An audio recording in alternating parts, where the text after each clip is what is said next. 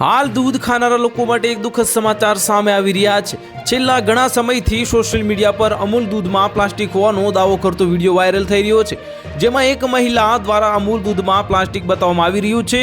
આ વિડીયોમાં એક મહિલા અમૂલ દૂધ ગરમ કરે છે અને ત્યારબાદ તેમાં પ્લાસ્ટિક જેવું પાતળું પડ બની જાય છે, જેને સળગાવતા તે સળગે પણ છે।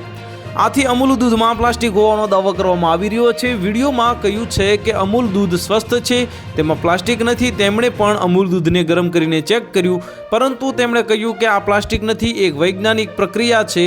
જ્યારે દૂધ કરવામાં આવે છે ત્યારે દૂધ પર એક પાતળું પડ બને છે, કારણ કે દૂધની અંદર પ્રોટીન અને ફેટ હોય છે, જે હીટ એટલે કે ગરમ થવાથી અલગ થઈ જાય છે। તેને સામાન્ય રીતે મલાઈ કહેવામાં આવે છે। આ બનતું પાતળું પડ પ્લાસ્ટિક નથી, પણ દૂધના જે પ્રોટીન અને ફેટની કુદરતી પ્રતિક્રિયા છે।